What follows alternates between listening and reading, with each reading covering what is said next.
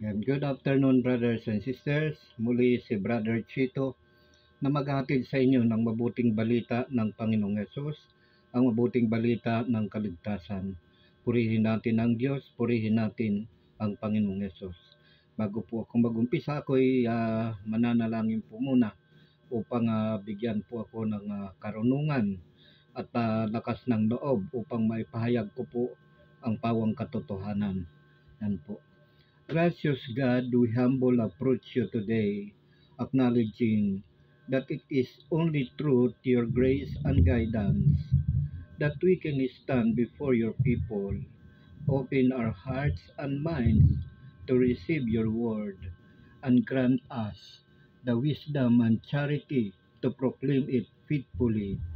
May our words be a reflection of your truth, and may your spirit empower us to speak with boldness and love.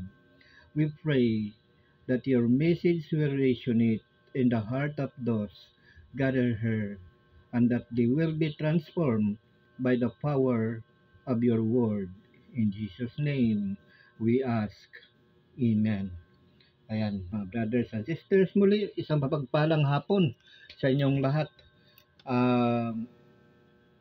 Saan man kayo naroroon sa apat na sulok ng daigdig na ito, samot dalangin ko, sumainyo ang pagpapala ng Diyos Ama, Diyos Anak, at ng Espiritu Santo. Sumainyo ang kapayapaan ng Panginoong Yesus. Ayan, so ang tutunghayan po natin sa bidyong ito ay parang isang katanungan po ito na ang sabi po, ano ba ang nagiging sanhi ng mga sakit or mga karamdaman ng tao? Ayan, napakahalaga po nito para malaman po natin sapagkat so bago pa ako magsimula ay nais ko po muna kayong imbitahan na tangkilikin po natin yung ating YouTube channel, Sister Shirley YouTube channel, For the Loving of God, House of the Good News of Jesus Christ. Sa FB naman po, meron po tayong FB page, Brother Chito TV, and yun sa profile po, Chito Hernandez. So yan po, kung nais po ninyo ng katotohanan, makinig ng katotohanan, salita ng Diyos, bisitahin po ninyo yan at yung mga hindi pa rin po nag-subscribe, inaanyayahan ko po kayo na mag-subscribe upang ma-update po kayo kung meron pong bagong video na ina-upload upang nang sa ganun, lagi po natin maririnig ang katotohanan, which is ang salita ng Diyos. Sapagkat yan po ang ipinapahayag po dito sa mga nabanggit na ito. Ayan, so yan lang po, brothers and sisters. At tangkilikin po natin sapagkat sa panahon po natin ngayon, kailangan po natin hanapin ang katotohanan. Hindi po katulad nung tayo ay mga bata pa, wala po tayong pakialam. Ngunit ngayon, tayo na sa tamang gulang na, kailangan natin hanapin ang katotohanan at ang buhay na walang hanggan. Kung paano nga ba natin makakamtan ang buhay na walang hanggan, at ano nga ba ang katotohanan? Sapagkat yan po ang layunin ng mabuting balita ng Panginoong Hesus na ihayag po sa inyo ang katotohanan. Ayan po. So, ayan, ano nga ba ang nagiging sanhi ng mga sakit at mga karamdaman ng tao? Ayan, marami po kasi sa atin hindi alam ito. At akala natin, ito dahil sa mga pagkain. Ayan po, kadalasan po natin yan na, well, siguro yung sa mga sa science po, siguro yan yung mga pananaw nila. Pero spiritual po ay hindi po dahil sa pagkain. Sapagkat ang lahat ng pagkain po na nilikha ng Diyos, ay malinis na po yan, ay nilinis na po sa pamagitan ng salita ng Panginoong Hesus. Ngayon, kung tayo po ay kumakain ng may pagpapasalamat, ay mawawala po yung mga, kasi parang mga sumpa po yan yung mga pagkain, di ba? Huwag kang kakain yan, huwag kang hawak niyan, huwag kang titikim niyan. Ayan yung nakasanayan po natin sa mga nakaugalian po ng ating mga ninuno. Well, yun po yung natutunan natin sa kanila. Hindi rin po natin sila masisisi, sapagkat yun din po yung kanilang natutunan sa kanilang mga magulang. Well, ngayon po sa panahon natin, dapat po tayo magsaliksik, sapagkat wala na po magtuturo sa atin, sapagkat nung bumaba ang Panginoong Hesus, itinuro na sa atin lahat yan. At nung siya ay umakyat na, itinagubilin sa kanyang mga propeta. Ngayon, pagkaalis ng kanyang mga apostol, wala na pong iwanan ang mga apostol. Kung hindi, ang sabi ng Diyos, darating ang panahon na ang mga alipin ko ay aking pagkakalooban ng aking espiritu. Yan po ay sa Aklat ng Gawa, chapter 2. At sa ngalan ko ay sabi ng Diyos ay magpapahayag sila. So, hindi pa rin po nakakalimot ang Diyos sa atin, sapagkat may humihirang pa rin siya ng mga taong pagkakatiwalaan na maghayag ng katotohanan. Sapagkat alam naman po natin na mula pa nung panahon pa ng mga Israelita ay meron na pong naglabasan ng mga bulaang propeta hanggang sa panahon ng Panginoong Hesus, hanggang doon sa panahon ng mga apostol. Ayan, naglabasan na yung mga antikristo, yung mga bulaang guro. Ayan, naglabasan na po yan. Hanggang ngayon po yan, sapagkat yan po ang sabi ng Panginoong Hesus na dapat kayo'y mag-ingat, sapagkat marami ang darating sa pangalan ko na magsasabi na sila ang Mesyas. Ngunit huwag kayong maniniwala at huwag kayong susunod sa kanila. Ayan po. Sapagkat kung paanong dumating or paanong gumuhit ang kidlat mula sa silangan hanggang sa kanluran, ay gayon din ang pagdating ng anak ng tao. Yan po ang tagabilin sa atin ng Panginoong Hesus na lagi po tayong mag-ingat. Ayan. So, may isi-share po ako sa inyo. Nung nangangaral ang Panginoong Hesus, ay marami po siyang pinagaling ng mga inaalihan ng mga demonyo ni Satanas, or ng mga masasamang espiritu. Ayan, iba-ibang karamdaman po, iba-ibang sakit ang kanyang mga pinagaling. Ayan, so pakinggan lamang po ninyo at sundan ninyo upang malaman po ninyo nang sa ganun hindi po tayo mag-aalala kapag tayo po ay may karamdaman, kasi hindi po makakatulong ang pag-aalala natin. Bagkus, hanapin natin ang Diyos. Kapag nakita po natin saan nandyan na sa puso natin, manalangin po tayo, manalig tayo sa Kanya na tayo'y mapapagaling niya. Yan, pero yan po, katulad niya nung sinabi ko, ang sabi nga dito sa aklat ng Mateo, chapter 8, sabi dito, yan, pakinggan lamang po ninyo at sundan ninyo para hindi po tayo mag-aalala kapag tayo po ay nagkakaroon ng karamdaman. Yan, 14.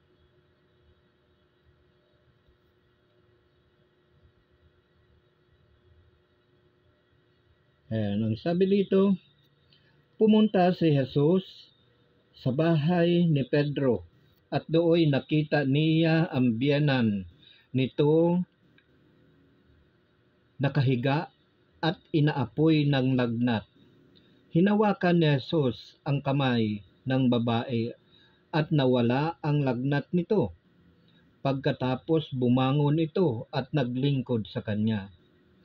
Nang gabing iyon dinala kay Jesus ang maraming inaalihan ng mga demonyo. Sa isang salita lamang ay pinalalayas niya ang masasamang espiritu at pinagagaling ang lahat ng may karamdaman. Ginawa niya ito upang matupad ang sinabi ni Propeta Isaias. Kinuha niya ang ating mga kahinaan at binata ang ating mga karamdaman. Ayan, sa 18, sa 28. Ayan. Nang dumating si Jesus sa ibayo sa lupain ng mga Gadareno, sinalubong siya ng dalawang lalaking galing sa libingan. Sila'y inaalihan ng mga demonyo at napakababangis. Kaya't walang mga has dumaan doon. Pagdakay sumigaw sila, "Ano ang pakialam mo sa amin, anak ng Diyos? Naparito ka ba upang pahirapan kami ng hindi pa panahon? Sa di kalayuan ay may malaking kawan ng baboy na nanginginain at namanhik sa kanya ang mga demonyo. Kung kami palalayasin mo, bayaan mo kaming pumasok sa mga baboy na iyon." Sinabi ni Jesus, "Humayo kayo." Kaya't lumabas sila sa dalawang lalaki at pumasok sa mga baboy. Ang buong kawan ay biglang sumibad ng takbo tungo sa bangin, nahulog sa lawa at nalunod. Ayan po. So nakita naman po natin yung dalawang lalaki na inaalihan ng demonyo.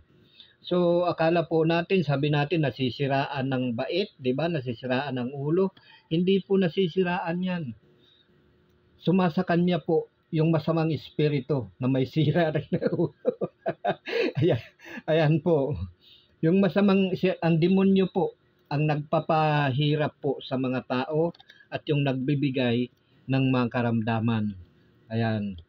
Kaya para malaman po natin, para hindi po tayo nag-aalala.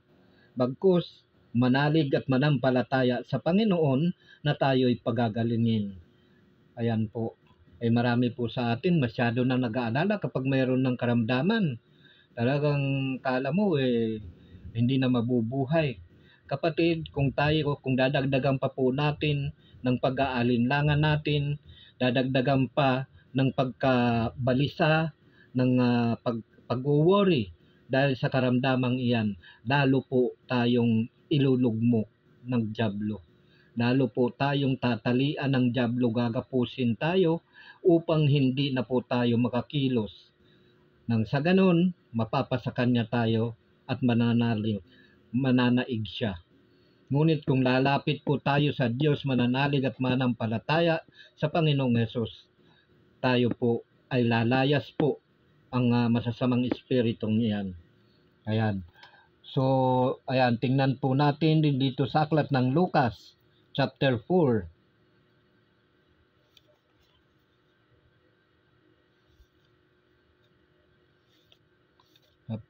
Aklat ng Lucas, chapter 4.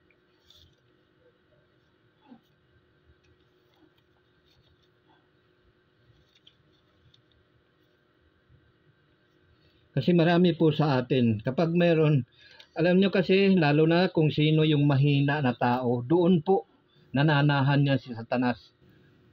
Ang yung masasamang espiritu kapag mahina tayo, kumbaga, lalo na kung wala tayong pananalig at panampalataya sa Panginoon, talagang naandun yan. Lalo tayong anuhin yan ni Satanas. Kaya dapat maging matatag tayo. Yan ang lagi natin gagawin. 4:40. Para hindi po tayo madaig.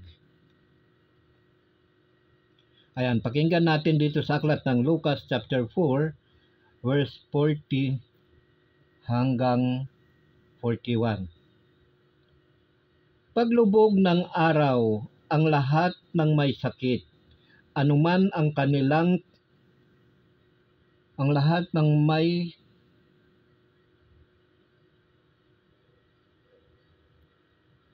Paglubog ng araw, ang lahat ng may sakit, anuman ang karamdaman, ay dinala ng kanilang mga kaibigan kay Jesus. Ipinatong niya ang kanyang mga kamay sa bawat isa sa kanila at pinagaling sila. Nagsilabas sa marami ang mga demonyo, sabay sigaw, ikaw ang anak ng Diyos. Ngunit sinaway sila ni Jesus at hindi pinahintulutang magsalita, sapagkat nakikilala nila na siya ang Mesyas. O, tamo? Mabuti pa nga itong mga demonyo, kilala ang Panginoong Jesus eh. Tayo na tao, hindi natin kilala eh. Di ba? Mabuti pa itong mga demonyo. Nung nakita ang Panginoong Jesus, nagpatira pa. Di ba? Kilala siya, kilala. Kasi yung mga demonyong yan, yung mga sasamang espiritu, galing din yan noon sa langit.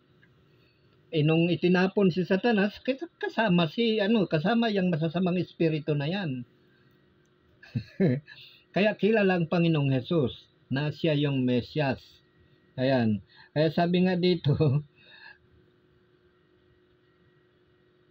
paglubog ng araw ang lahat ng may sakit, anuman ang karamdaman, ay dinala ng kanilang mga kaibigan kay Jesus. Ipinatong niya ang kanyang mga kamay sa bawat isa sa kanila at pinagaling sila.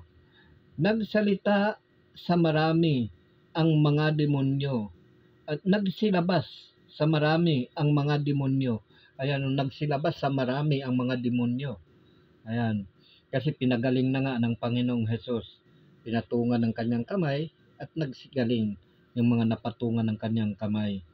Kaya nagsilabas yung maraming mga demonyo. Ayan. Talaga ito si demonyo eh. Sabay sigaw, ikaw ang anak ng Diyos. Ngunit sinaway sila ni Jesus at hindi pinahintulutang magsalita, sapagkat nakikilala nila na siya ang Mesyas. Ayan. Kaya mabuti pa nga itong mga demonyong ito, nakikilala ang Panginoong Hesus eh. Tayong mga tao, hindi natin nakikilala. Kung talagang nakikilala natin ang Panginoong Hesus, di sana sinusunod natin ang kanyang salita.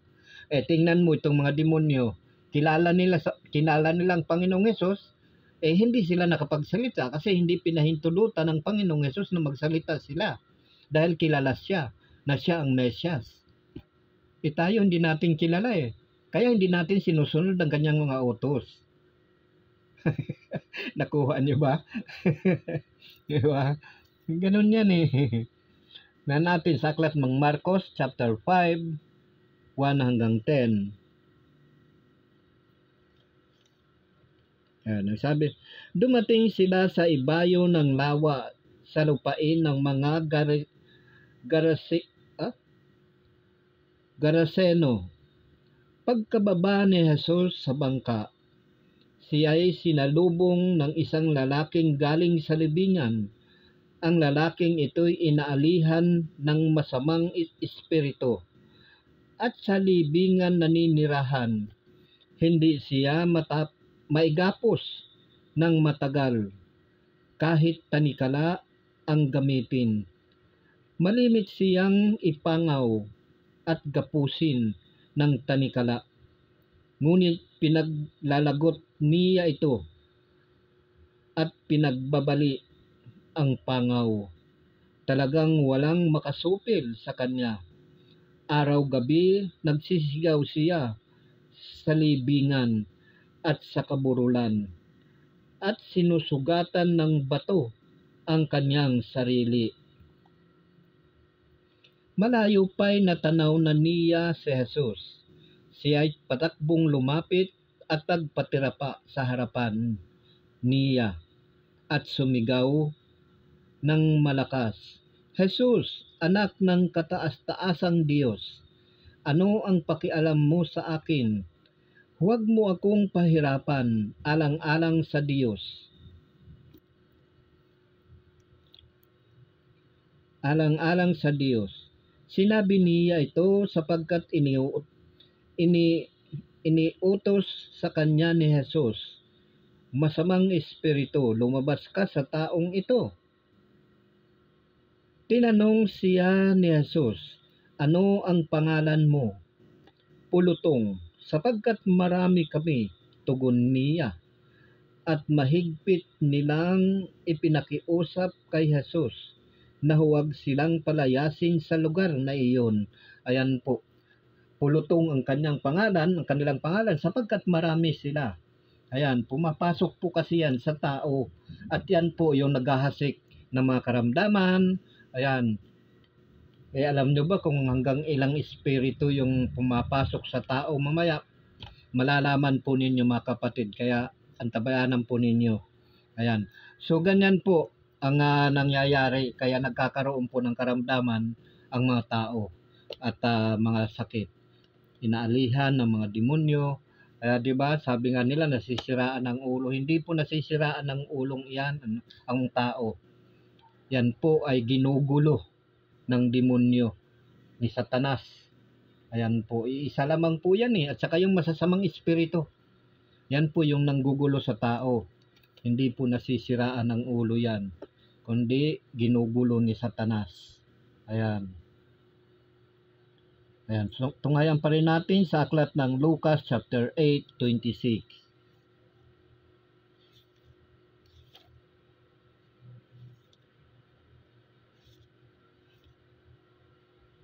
Chapter 8:26.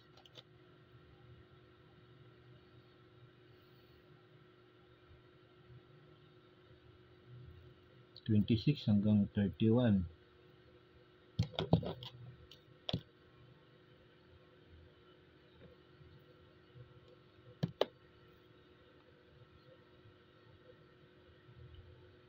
Sumadsad sila sa lupain ng mga Gergesino, katapat ng Galilea. Paglunsad ni Jesus, siya'y sinalubong ng isang lalaking taga roon.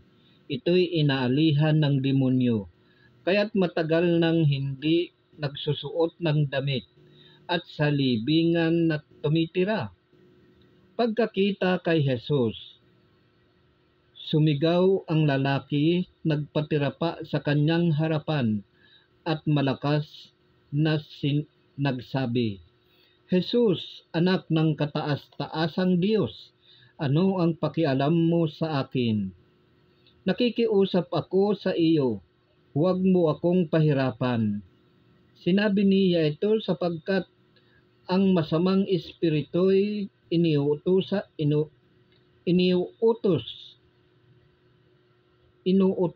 ni Jesus na lumabas sa taong iyon. Madalas siyang alihan nito at kahit nabantayan, ipangaw at gapusin ng mga tanikala, pinapatid niya ang mga ito at siya'y itinataboy ng demonyo sa ilang. Tinanong siya ni Jesus, ano ang pangalan mo? Lehiyon, tugon niya, sapagkat marami ang mga demonyong pumasok sa kanya. Ayan po, marami ang mga demonyong pumasok sa kanya.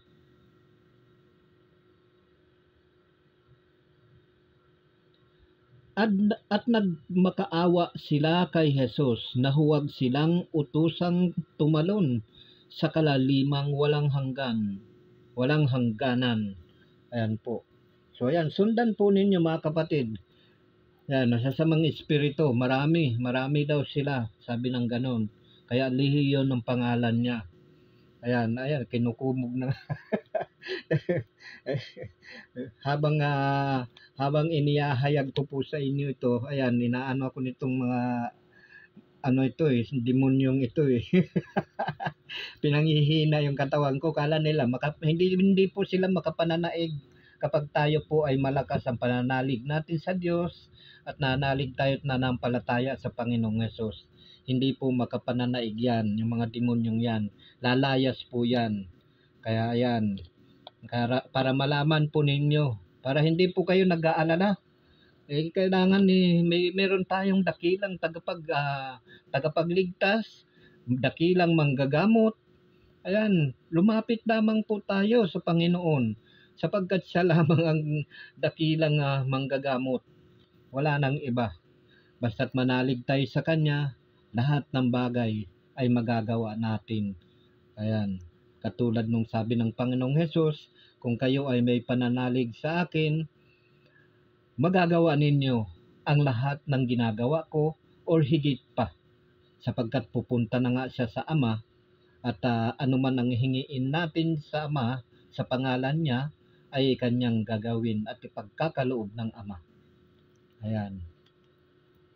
So yan, balik tayo sa Mateo chapter 9.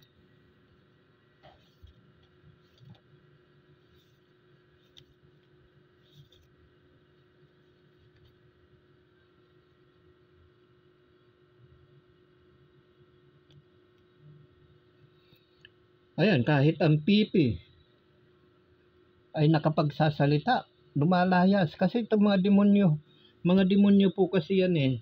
Once na lumayas na po yan, wala na pong kapangyarihan yan at hindi na po yan makababalik. Ayan, kaya gumagaling ang tao. Ayan, 32 hanggang 33. Ayan.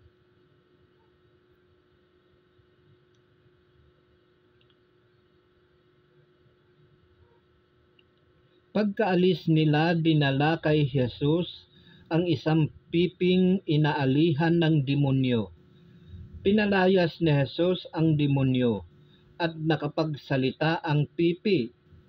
Namangha ang mga tao at sinabi nila, kailan may walang nakitang katulad nito sa Israel.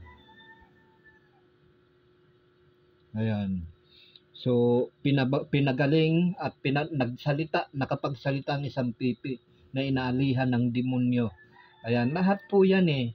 Ang demonyo po ang may kagawan yan, si Satanas po. Iisa lamang po yan, demonyo, Satanas, si Beelzebul, yan po yung prinsipe ng mga demonyo. Si Beelzebul. Ayan po. Kaya marami po yan sila. Nang hinulog kasi yan mula sa taas, ayan, dito na yan, naninirahan sa daigdig na ito. Kaya yan, walang ginawa yan kung hindi manggulo. Kaya nga sabi ng Panginoong Hesus doon sa aklat ng Juan, naparito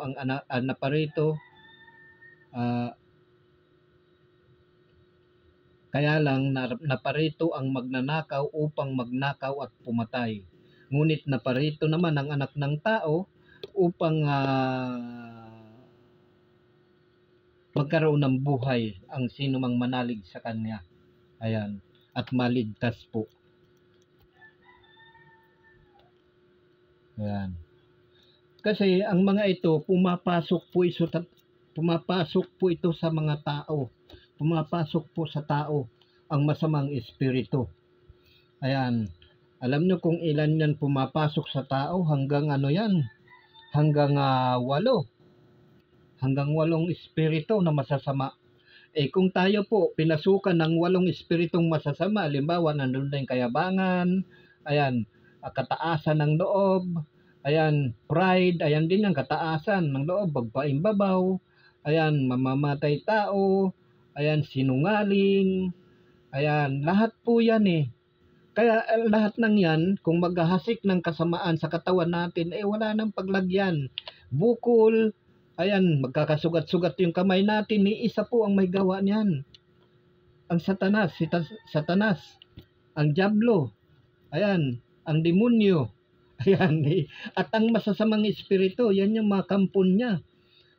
Mga kampon nila na pumapasok sa mga tao. Nananahan po yan sa tao.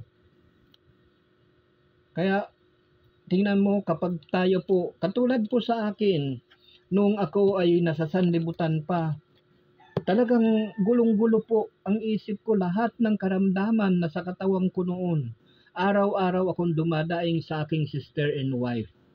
Pero ngayon mga kapatid, hindi maniwala kayo sa hindi na nagtatagumpay si Satanas sa paghahasik ng karamdaman sa akin. Hindi na po nagtatagumpay sapagkat may pananalig na po ako sa Diyos, nananalangin lamang ako, lumalayas na. Masusubukan po ninyo yan kapag kayo po ay nilinis na ng Diyos at nananahan na po sa inyo ang Diyos, mangyayari po sa inyo yan na hindi po makapananaig ang masamang espiritong ito. Kasi nandyan lamang po yan sa himpapawid, pag-gala-gala po. pumapasok nga yan sa mga tao. Ayan, pakinggan po natin sa aklat ng Mateo chapter 12, 43 hanggang 45. Ang sabi dito, pakinggan po ninyo. Pumapasok po yan sa tao. Ayan, pakinggan natin, 43. Kapag lumabas mula sa isang tao ang masamang espiritu, ito'y gumagala sa mga tigang na lupa at naghahanap ng mapapagpahingahan. Kung walang matagpuan, ay sinasabi niya sa sarili, babalik ako sa bahay na aking pinanggalingan. Pagbabalik niya ay makikita niya itong walang laman, malinis at maayos. Kaya yumayaon siya at nagsasama pa ng 7 espiritu. Ibig sabihin, 8 na ngayon. Kaya, nung isa pa lang, hindi pa tayo ganong masama, masungit pa lang tayo. Ayan pa lang yung masungit pa lang yung espiritong nasa atin. Ayan, kasi isa pa lang eh. Ngayon, paglabas niyan, gagala yan, maghahanap yan ng matitirahan niya sa mga tigang na lupa. Pero hindi po tigang na lupa yan, yung mga taong talagang walang pananalig at panampalataya sa Panginoon. Naghahanap yan sila. Lalo na kung mahihina. Ayan po, ibig sabihin ng tigang. Di ba, pagka tigang na lupa, hindi mo papakinabangan dahil sa sobrang tigas.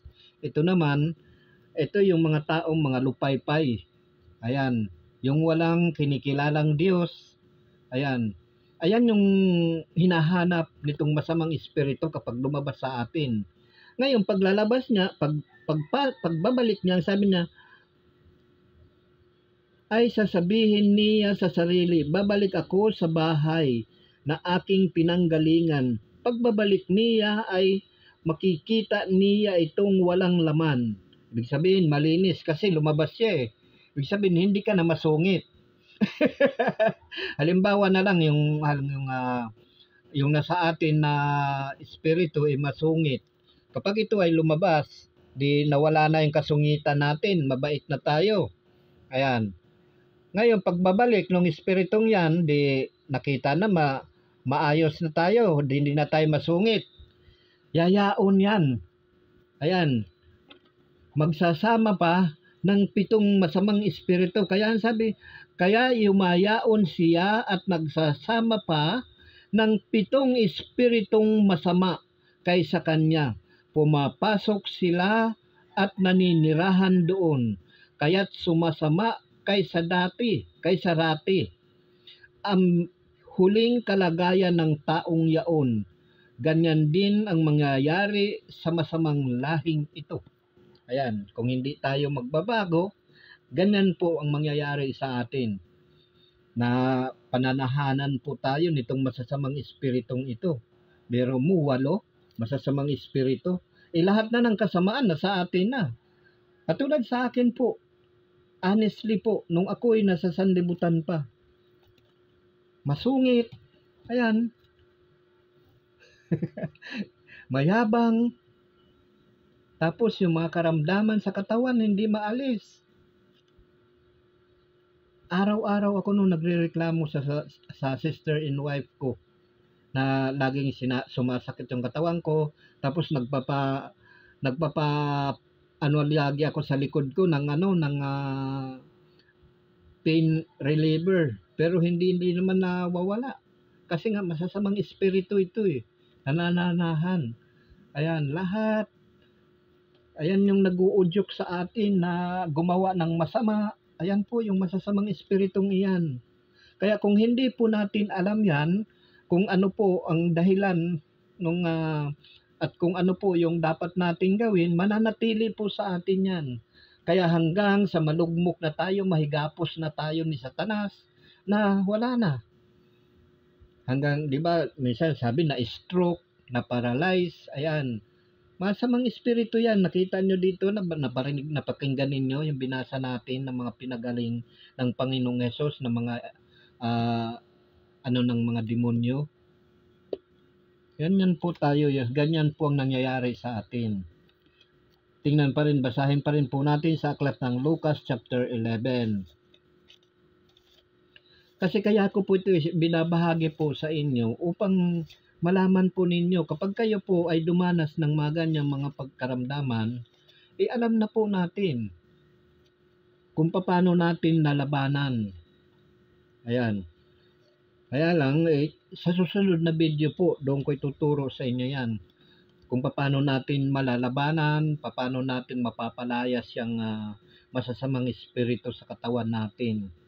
Ayan. 11:24.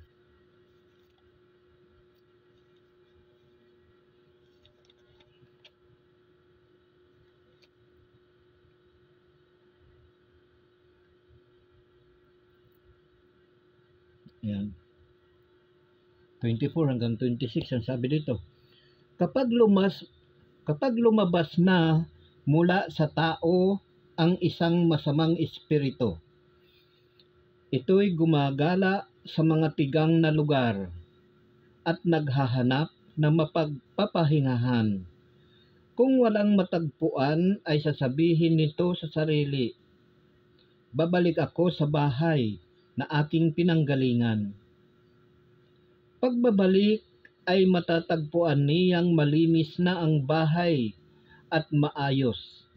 Kaya lalabas siyang muli at magsasama ng 7 pang espiritong masasama kaysa kanya at papasok sila at maninirahan doon. Kaya't sumasama kaysa dati ang kalagayan ng taong iyon. Ayan. Kaya sumasama kaysa dati ang kalagayan ng taong iyon. Kasi nga, halimbawa, yung masamang espiritu na sa atin, halimbawa, o tayo, matapang. Ayan. Ngayon, kapag umalis itong masamang espiritong ito, di mabait na tayo ngayon. Mabait na tayo kasi wala na yung espiritu ng masama na ito naging matapang eh. Ayan. Di mabait na tayo ngayon. Di ngayon, ito naman na espiritu na lumabas sa tao, gagala siya, maghahanap siya ng panibagong bibiktimahin. Kapag wala siya natagpuan, babalik siya doon sa bahay, sasabihin ng masamang espiritong ito, babalik ako doon sa taong pinanggalingan ko. Ayan. At papasok yun. Pagpasok niya, siyempre malinis na, wala na yung espiritu, lumabas na siya, malinis na at maayos. Kaya lumalabas siyang muli at nagsasama pa siya ng 7 na mas masama pa sa kanya. Kaya ang kalagayan ng isang tao na pinapasukan ng 8 espiritong masasama ay lalong sumasama. Kaya lahat ikargo na niya, lahat ng kasamaan. Nandun na madaldal, maninirang puri, ayan, mga chismoso, ayan na yan. Kaya hindi natin mapigilan yung mga bagay na yan kasi may nag-uudyok sa atin. Yan yung masamang espiritu na nananahan sa atin. Nandun na yung paninira, mapanirang kapwa na, mapanirang puri na. Lahat na ng kasamaan kasi 8 na 8 espiritong masasama. Kaya sakop na lahat ng kasamaan. Ayan, kaya hindi natin mapipigilan yan sapagkat siya yung nagmamaniobra sa atin. Yan yung masasamang espiritong iyan ang nag-uudyok sa atin na pumapasok sa atin sila. Ayan.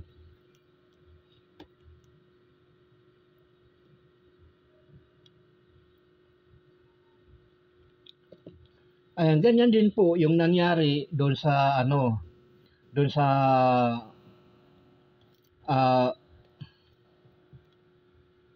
nangyari kay Job. Nung sinubok si Job, itong taong ito si Job ay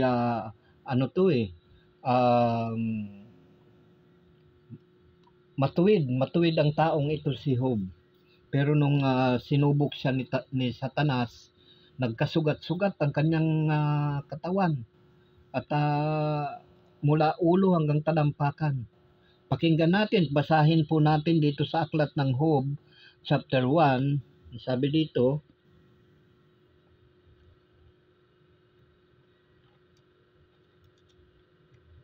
Ayan. Itong si Job kasi ano to eh, matuwid na tao ito. Pero sa kabila ng kanyang pagiging matuwid, sinubok pa rin siya ni Satanas. Kasi ganyan yan si Satanas eh. Destroyer. Yan ang trabaho niyan. Mangwawasak. Kaya nga mamamatay tao. Yan yung gawain ni Satanas. O pakinggan natin yung nangyari kay Job, mga kapatid. May isang lalaking Job ang pangalan at nakatira sa lupain ng Uz. Mabuti siyang tao, malinis ang kanyang pamumuhay, may takot siya sa Diyos at hindi gumagawa ng masama. 7 ang anak niyang lalaki at 3 ang babae. Marami siyang alila at siya ang pinakamayaman sa buong silangan. Ang tupa niya ay 7,000, 3,000 ang kamelyo, 1,000 ang baka, at 500 ang inahing asno.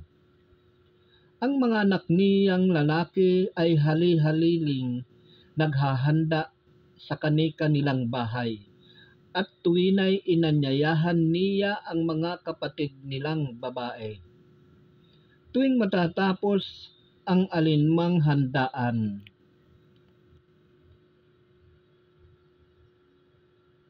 ayan, ang alinmang handaan, maagang nagbabangon si Job kinabukasan upang ipaghandog ang kanyang mga anak sa pagbabakasakaling lihim na nilalapastangan ng mga ito ang Diyos.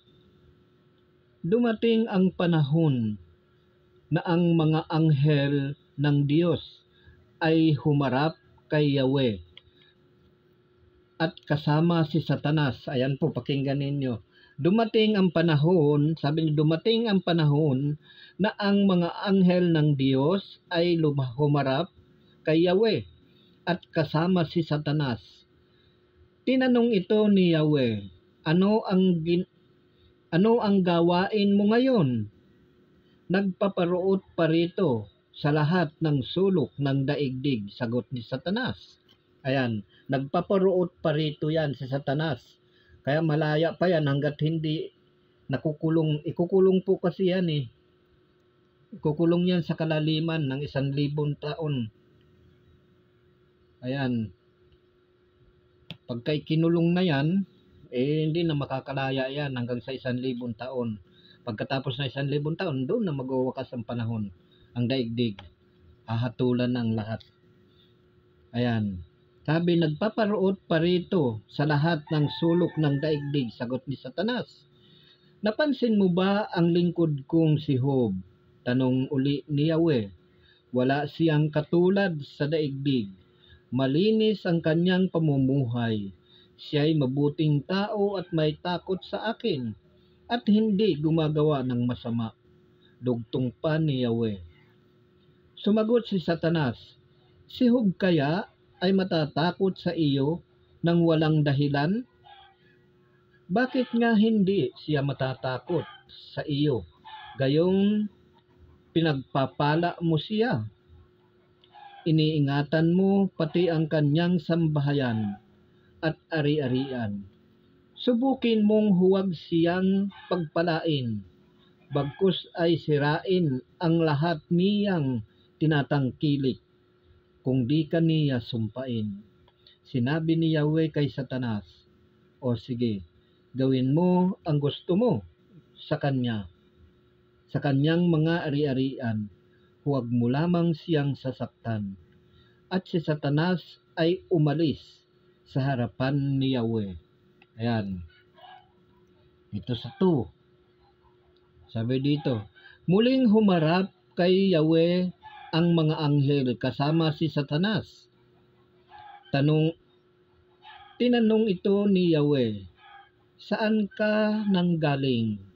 Sumagot si Satanas, nagparuot pa rito sa buong daigdig. Nasubok mo na ba ang lingkod kong si Job?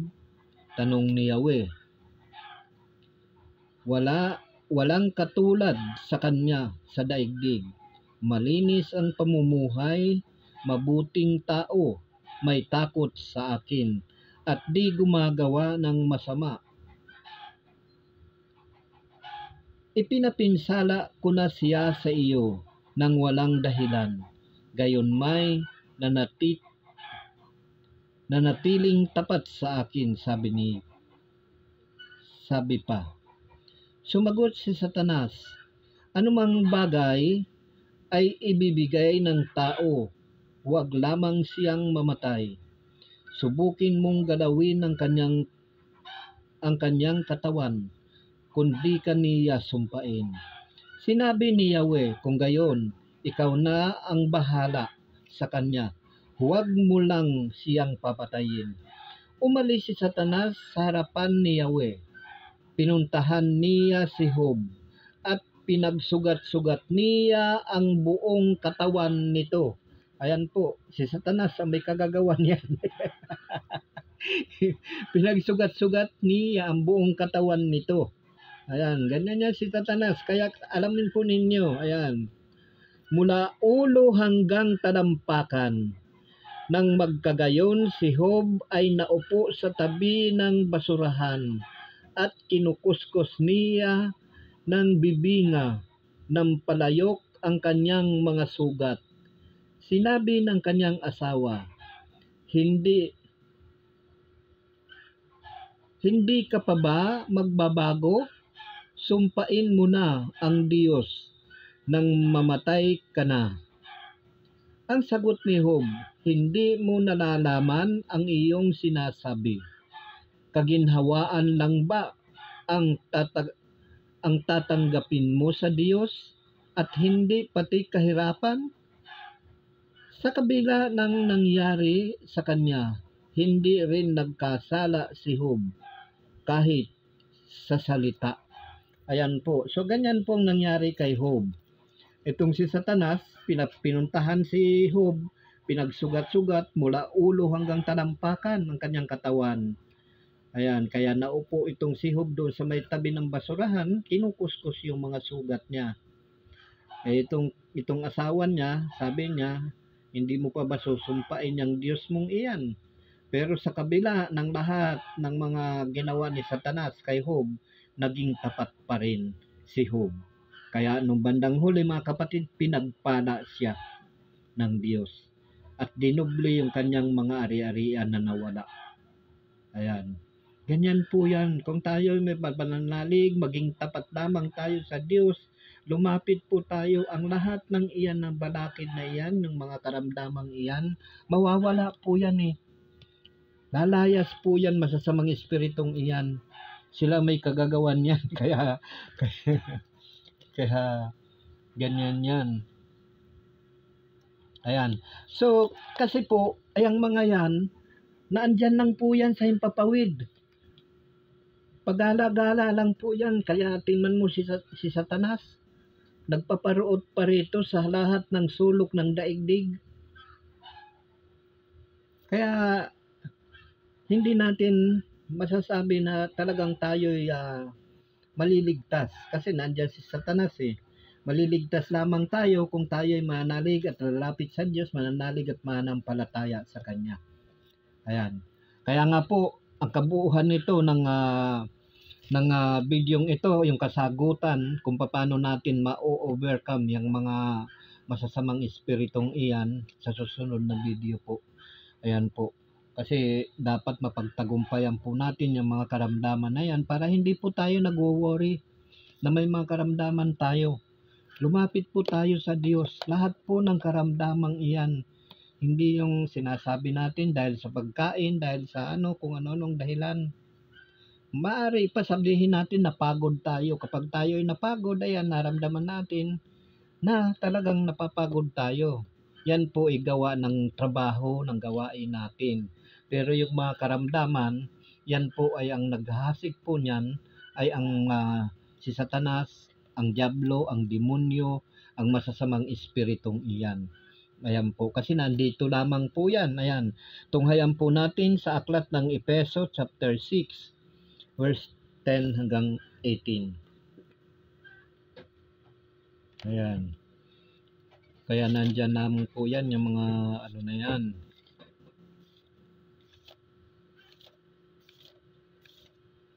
Aklat ng Epeso.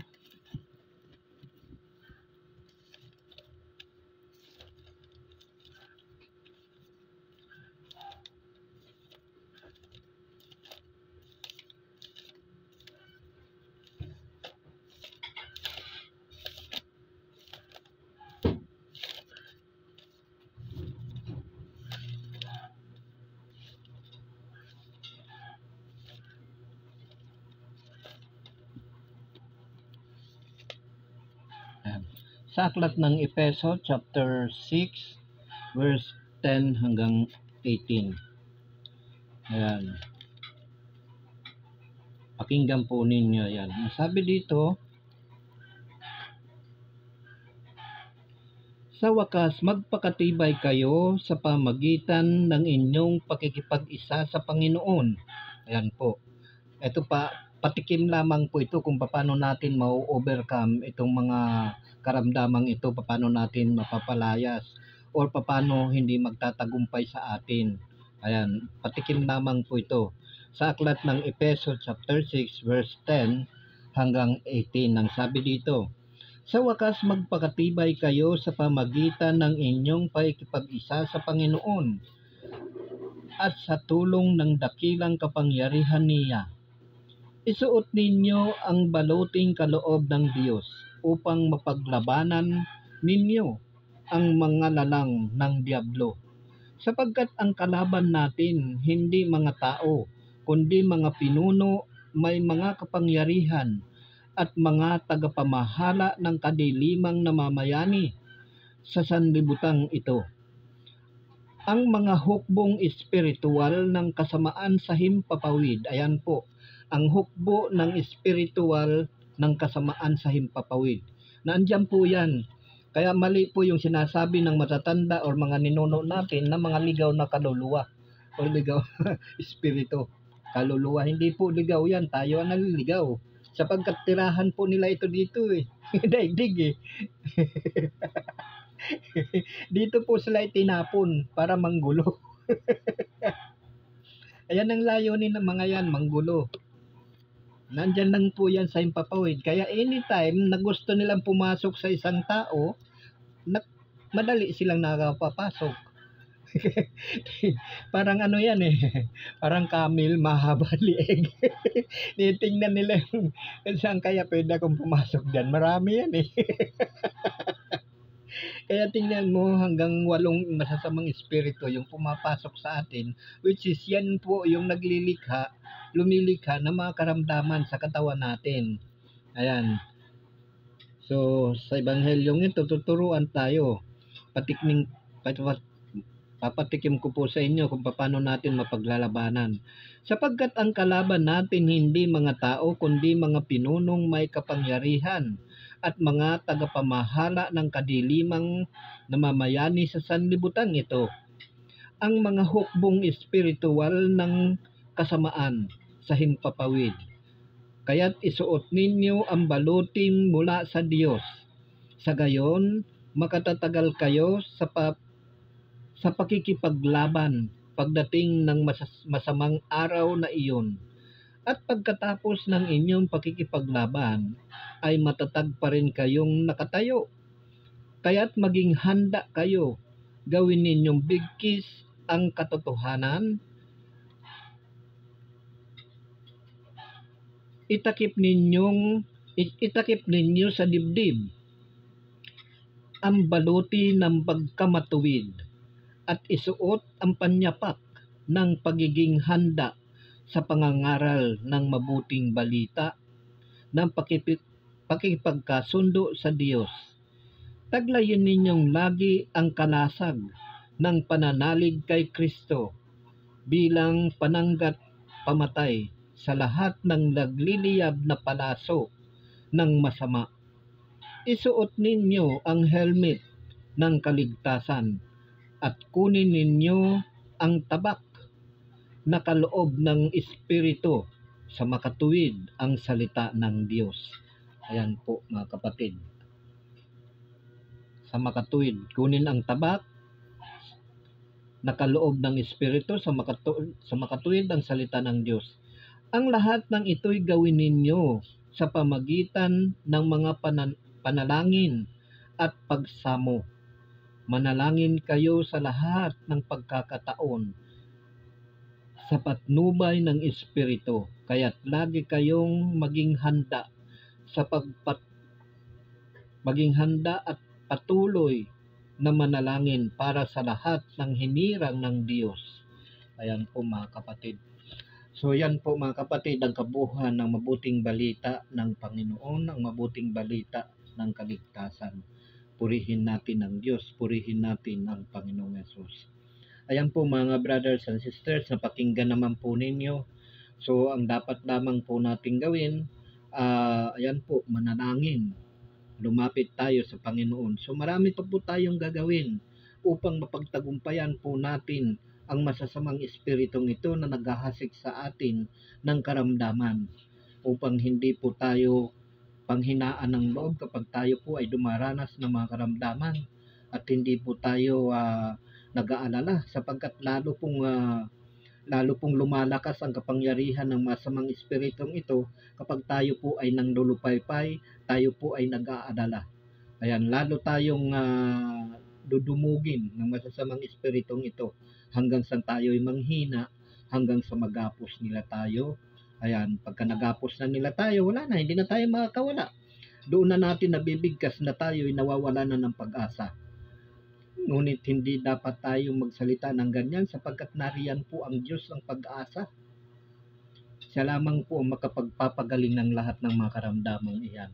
So yan lamang po mga kapatid, saan man kayo nasulok, saan man kayo naroroon sa apat na sulok ng daigdig na ito, kapag umabot po sa inyong mga wall ang bidyong ito, tapusin po ninyo upang nang sa ganon ay